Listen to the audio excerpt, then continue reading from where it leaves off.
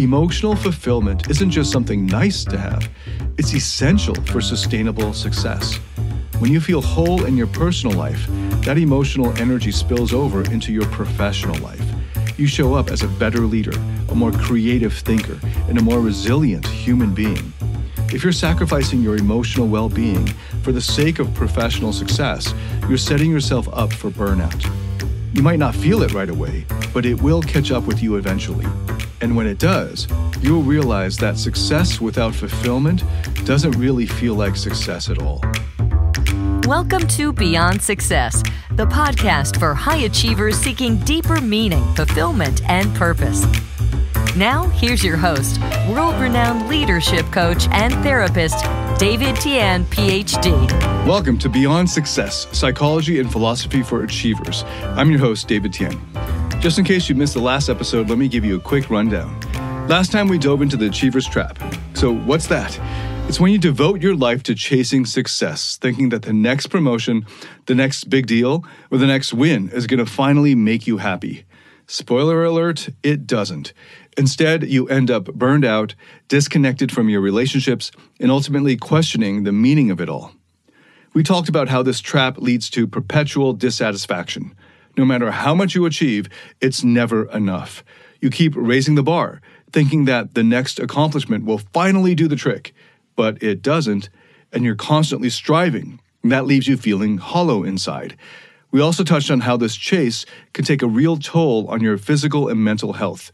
Burnout, stress, loneliness, it all starts to pile up. In this episode, we're going to get into what to do about it.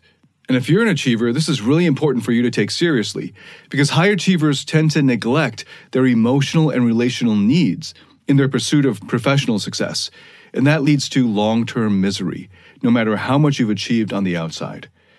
Why? Well, because achievers are wired to focus on goals, but that same focus on goals often blinds them to the emotional side of life. They're so laser-focused on success that they start pushing their emotions, their relationships, and their inner well-being to the back burner. The thinking goes something like this: I'll work on my relationships later, or I'll take care of myself after I hit this milestone. But later never comes, and the damage starts to accumulate. And here's the thing: emotional neglect isn't something you notice right away. It creeps up on you slowly. At first, you might just feel a little disconnected or a little distant from the people in your life. Maybe you're working late nights and missing family dinners, or you're too mentally exhausted to invest in friendships. But then, over time, you realize that you're not just neglecting others, you're neglecting yourself. You're ignoring your own emotional needs in the name of productivity. Dr. Robert Waldinger and Dr. Mark Schultz, in their book The Good Life, have studied this exact problem. The research they've gathered from the Harvard Study of Adult Development, the longest-running study in history, now over 80 years, that now draws on data from thousands of subjects, shows that professional achievements can feel hollow if you don't have a supportive personal life. And it just makes sense. What's the point of success if you don't have anyone to share it with? If you're sacrificing your relationships for your career, you're missing out on the most important parts of life: human connection, love. We're wired for relationships. It's how we experience belonging, love, and long-term happiness. When you're constantly neglecting that aspect of yourself, you're setting yourself up for a lot of pain down the road. Professional achievements don't fill the void left by emotional neglect. In fact, they can make it worse. You start to question why your success isn't making you happy, and it leads to frustration, loneliness, and depression. You've spent so much time building your career that when you finally stop to look around, you realize you've got no one that you care about to share it with. And that's a hard pill to swallow. And it's not just modern psychology that says this. Bertrand Russell, one of the most influential philosophers of the 20th century, wrote extensively about this almost 100 years ago. He was a Nobel Prize-winning philosopher, so this guy knew what he was talking about when it comes to achieving. Russell pointed out that a purely achievement-oriented life, one that focuses only on career and external success, will lead to misery. No matter how successful you are, if you're not finding fulfillment in your personal life, you'll be left with a sense of unfulfilled ambition. It's like you're climbing a mountain, thinking the view from the top is going to be incredible. But when you finally get there, you realize the view isn't what you expected, and it's empty. You're just standing there, all alone, with no one to share it with. That's the ultimate tragedy of the achiever's trap. You work so hard for success, but when you get it, you realize you've been neglecting the very things that would make your life truly meaningful. So how do we avoid this? How do we make sure that we're not falling into the trap of emotional neglect while still being able to pursue success? The answer is simple, but not easy. You have to invest in your relationships. That means taking the time to nurture your connections with the people who matter most to you, your partner, your family, your friends.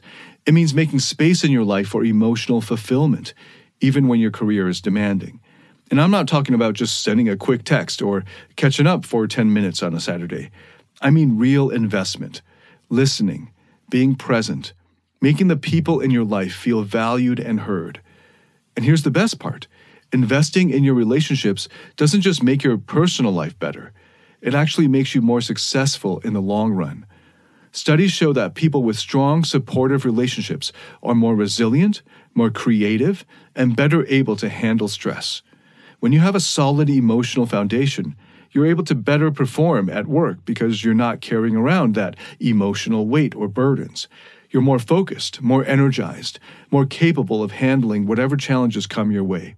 Okay, so we're going to get a little deeper here, and I've got 4 key points to cover today.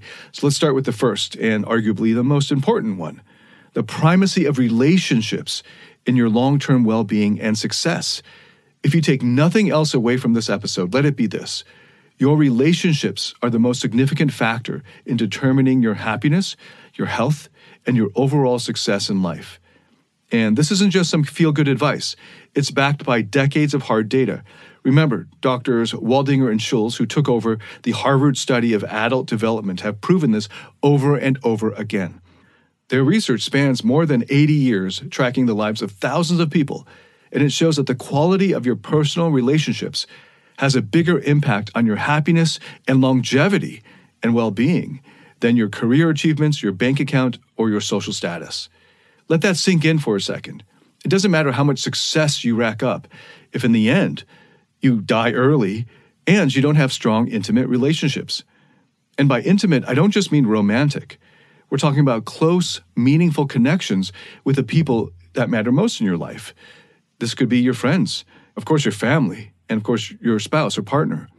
Without these relationships, everything else in your life starts to feel pretty empty. Why? Because relationships are the best way for finding emotional fulfillment. They give you a foundation to come home to. They reduce your stress, help you recover from setbacks, and keep you grounded when everything else in your life is chaotic. When your relationships are strong, you're more resilient. You can handle challenges better. You perform better at work because you're not constantly weighed down by loneliness or emotional turmoil. So how does this tie into your success?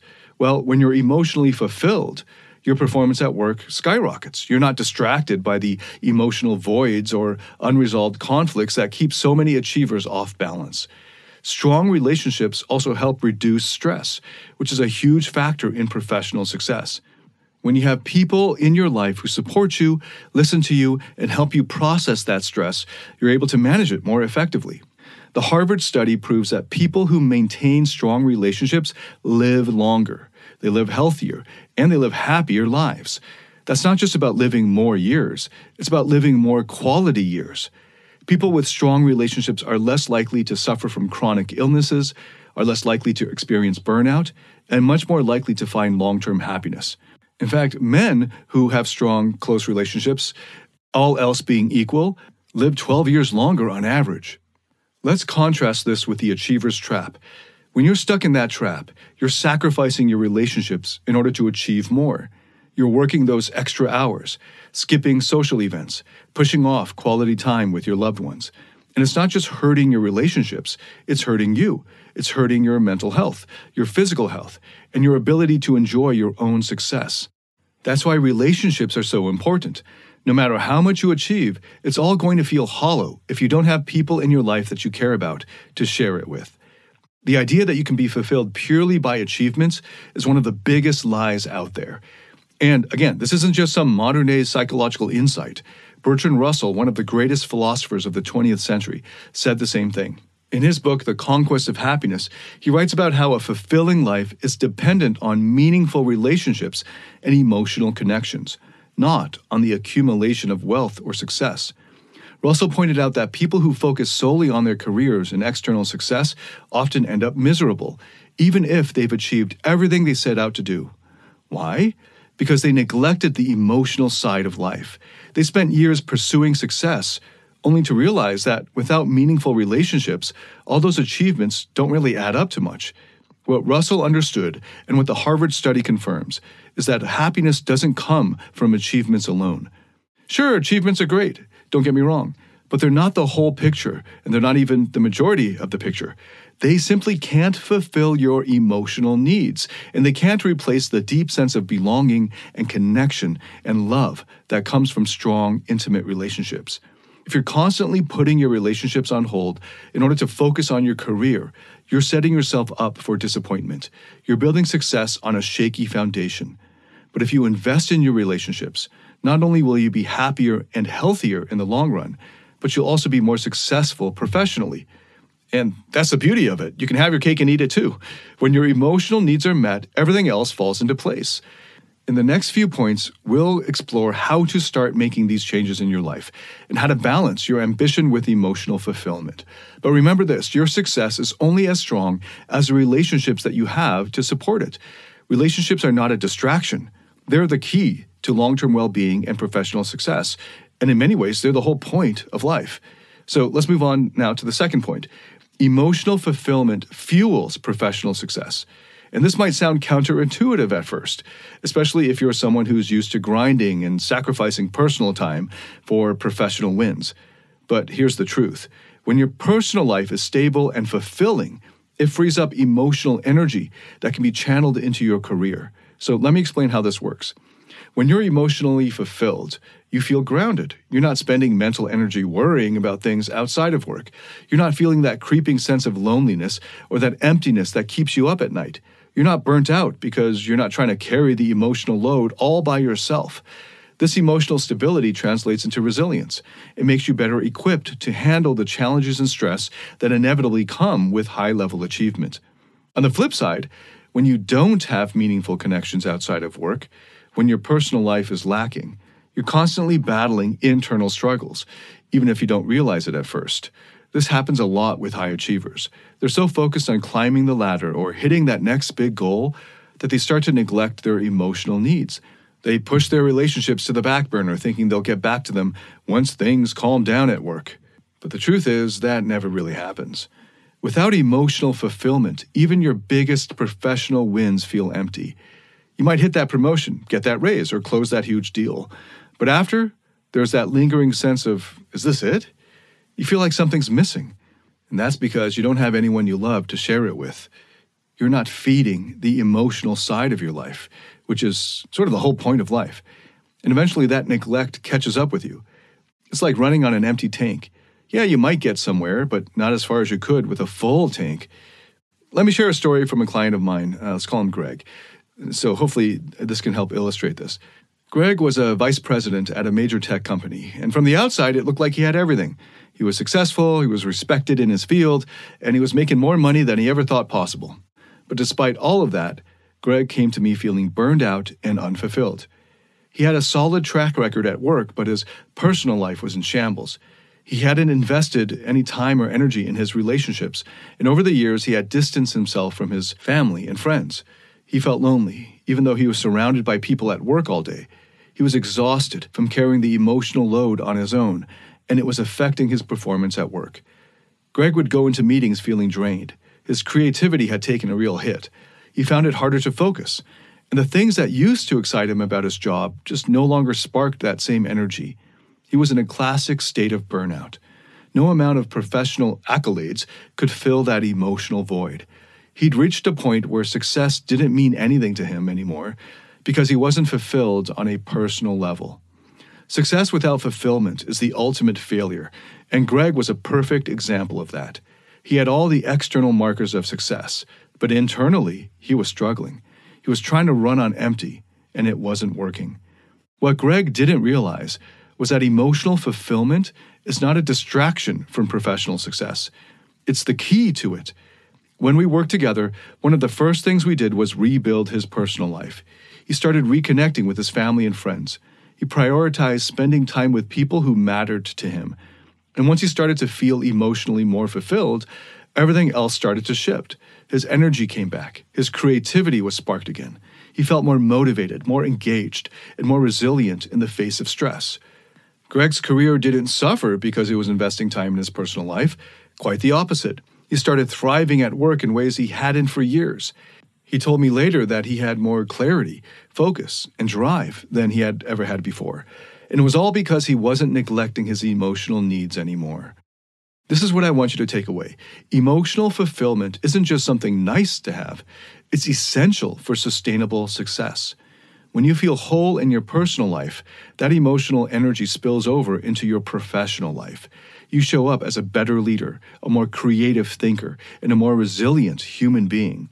If you're sacrificing your emotional well-being for the sake of professional success, you're setting yourself up for burnout.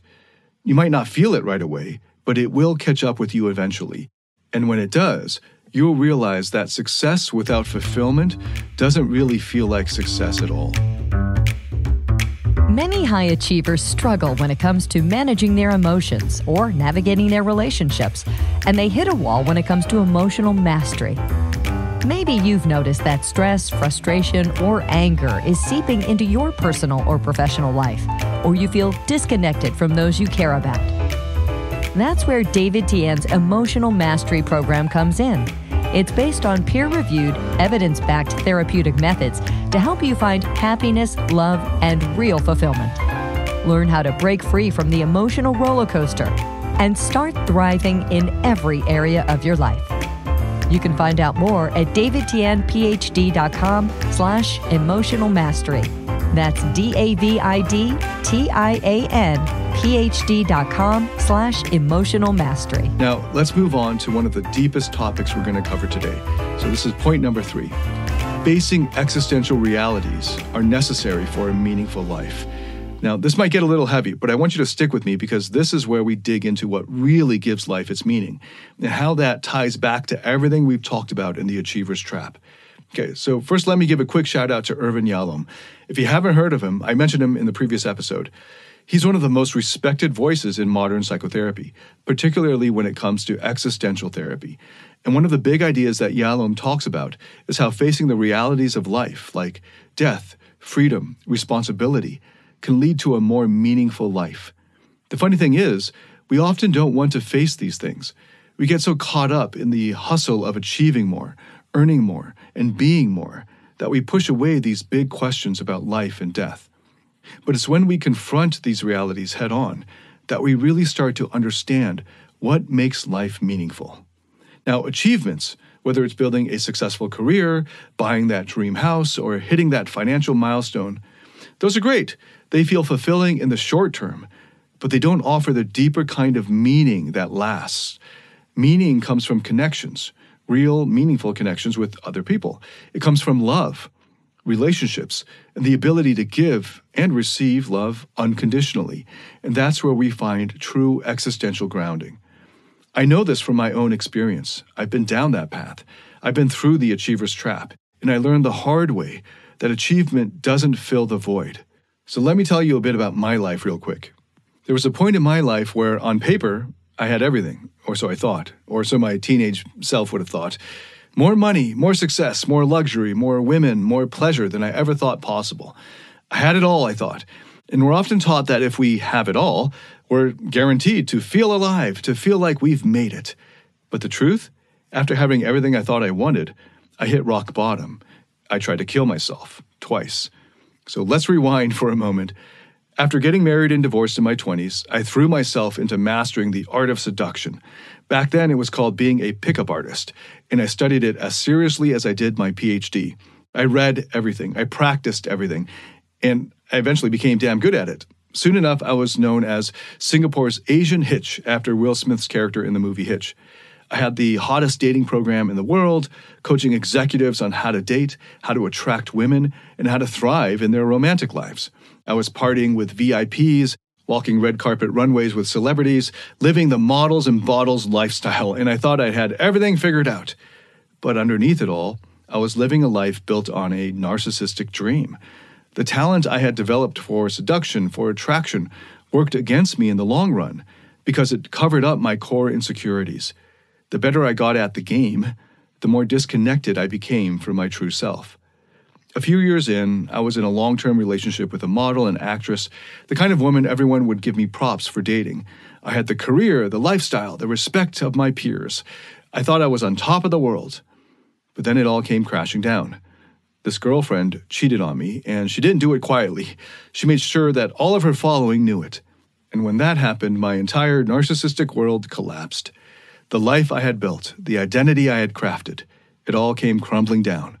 I felt worthless, hopeless, and for the first time, I questioned whether life was really worth living at all.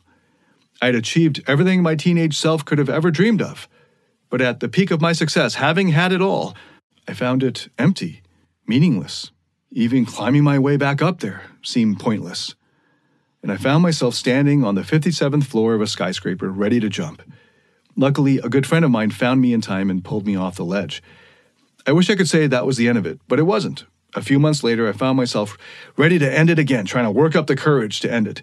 And this time, I was on a motorcycle way too big for me to handle, getting ready to send myself off the side of a mountain. But as I was revving the engine, working up the courage to do it, one thought kept coming back to me. I wanted to see my goddaughter grow up. She was just 2 years old at the time, and the thought of not being there to witness her grow up stopped me in my tracks. And that's when I realized what life is truly about. When I was at my lowest, it wasn't success or money or status that kept me going. It was love. Not the conditional, transactional kind of love that so many people chase, where you do something to earn someone's affection or approval. No, I'm talking about real love, unconditional love, the kind of love I felt flowing from me for my goddaughter. The kind that doesn't need anything in return, that isn't based on conditions or transactions. The moment I realized that, my life started to change. You see, the only thing that gives life true meaning is love. And I don't mean the love you think you have to earn by being successful or important. I'm talking about the love that flows naturally from within you, that doesn't need anything in return. That's what makes life worth living. By facing death, I finally understood what makes life truly valuable. It's not about more achievements, more money, or more pleasure. Those things aren't what we're living for. The real meaning of life is love, unconditional love. And when you experience that, when you learn to give that to others and to yourself, everything else falls into place. The pursuit of success becomes less about proving yourself or earning approval, and more about sharing your gifts with the world. You stop chasing external validation and start living for something deeper, something real. That realization changed everything for me. It's why I got out of the dating skills industry and turned my attention to psychology, to understanding what makes people truly happy and fulfilled. I studied love, relationships, and what it means to give to another person without expecting anything in return. I stopped trying to earn love through achievements and started learning how to love myself and others unconditionally. And that's what I want you to take away from this episode. Achievements are great, but they aren't enough to make life meaningful. If you want to live a meaningful life, you have to confront the deeper existential realities of life: mortality, love, responsibility, and understand that what we're really seeking isn't success, but connection and love.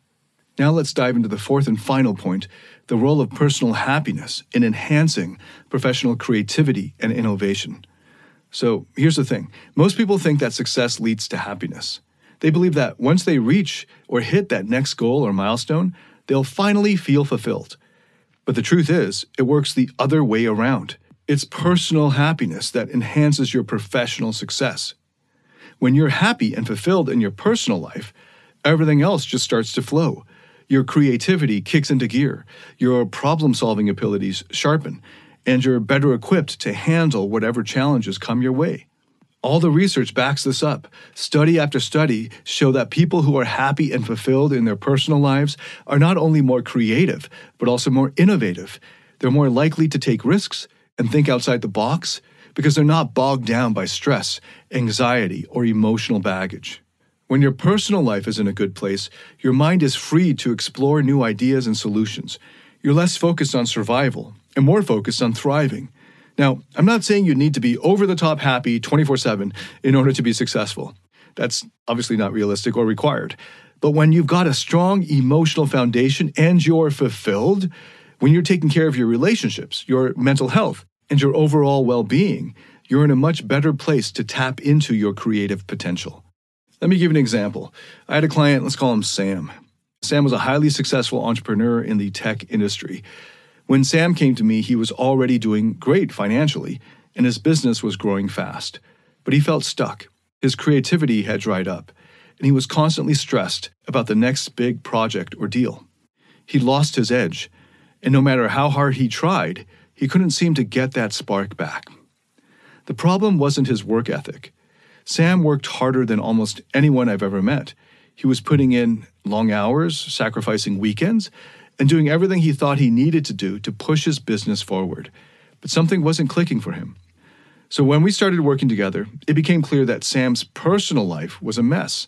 He'd been neglecting his relationships for years, thinking that once he got to a certain level of success, he'd finally have the time to focus on them. But of course, that time never came. His marriage was hanging by a thread, and his friendships had pretty much dwindled away.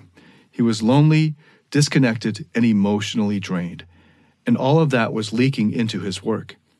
Sam's creativity wasn't blocked because he lacked the skills or the ideas. It was blocked because his emotional tank was empty.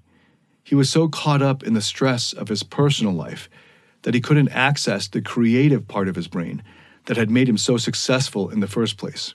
In the scientific research on the flow state, you'll often find discussion about peak states, those moments when you're operating at your best, both mentally, emotionally, and physically. Emotional mastery is the key to unlocking higher professional performance. When you're in a positive emotional state, you're more resilient, more anti-fragile, more creative, more willing to take calculated risks. On the flip side, when you're emotionally drained, your creativity tanks, your resilience fades, and every little setback feels like a major roadblock. With Sam, we had to work on his personal happiness before we could get his creativity back. That meant rebuilding his relationships, starting with his wife. He had to learn how to invest in his marriage again, not just with time, but with emotional presence. He had to reconnect with friends, start taking care of his mental and physical health, and make space for joy and connection in his life. It wasn't easy. At first, Sam resisted the idea that his personal life had anything to do with his professional success. He was convinced that more work was the answer. But after a few months of real effort, something shifted. As he started to feel more fulfilled and connected in his personal life, his creativity started to return. He found himself coming up with new ideas again, excited about new projects, and willing to take the risks that he had been avoiding. One day, Sam told me that for the first time in years, he felt like himself again. He wasn't just grinding through the workday, counting down the hours until he could crash.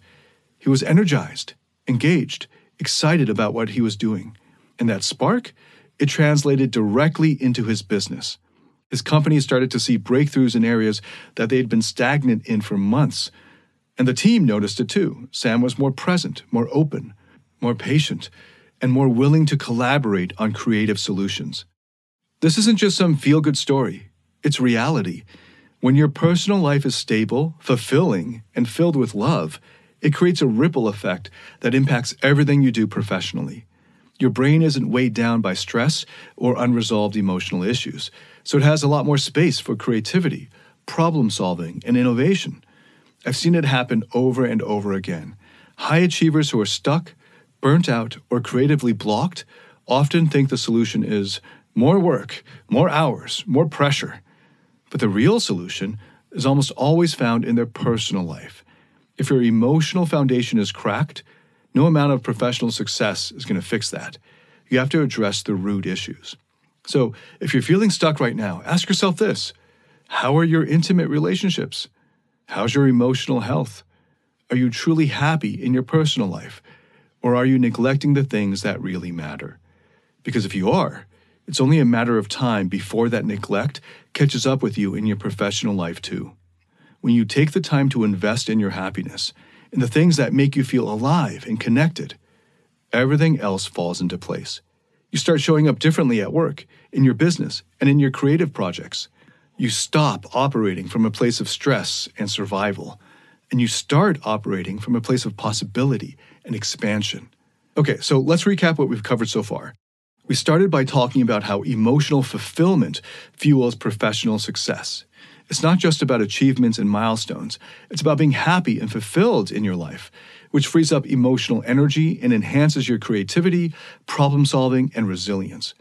The research proves it, and I've seen it firsthand with clients like Sam, who transformed his business by investing in his relationships and personal well-being. Now, let's look at what happens when you go the other way, when you sacrifice your personal relationships for the sake of professional success. This is the trap that so many high achievers fall into. They grind away, thinking that once they reach the top, everything will fall into place. But what they don't realize is that by the time they get there, they've already lost what really matters. Their relationships are broken, they're disconnected from the people they love, and emotionally, they're running on empty. Let's be real, the worst-case scenario is bleak. You might achieve all the external success in the world, the money, the power, the recognition, but you feel completely hollow inside. You'll look around and realize you've got no one that you love to share it with. Loneliness and regret will creep in. You'll burn out, and you won't have the emotional support system to catch you when you fall into your depression. That's the dark side of the achiever's trap. You think you're chasing success, but what you're really setting yourself up for is a personal collapse. Now let's flip that script. What happens when you prioritize your personal relationships? When you invest in your emotional well-being and build meaningful connections with the people who matter most to you? It's like lighting a fire inside of you. You become more creative, more resilient, more anti-fragile, more motivated. You stop working from a place of desperation or survival, and you start working from a place of abundance. You're no longer weighed down by so much emotional baggage. You're free to think big, take risks, and create from a space of genuine excitement. And that success in your personal life, it doesn't just make you happier, it makes you better in your professional life too. When you're emotionally fulfilled, you can show up differently at work. You're more present, more engaged, more willing to collaborate and innovate. The energy and fulfillment that you get from your personal life fuel everything you do in your career. That's the positive potential that we're talking about here. It's not about sacrificing one for the other. It's about making both your personal and professional lives work together in harmony to make each other stronger. And when you do that, you don't just survive, you thrive. Thank you so much for listening to this episode. If you have any feedback whatsoever, please send it along, leave a comment, and if this has helped you in any way, please share it with anyone else that you think could benefit from it. Thank you so much for listening. I look forward to welcoming you to the next episode. Until then, David Tian, signing out.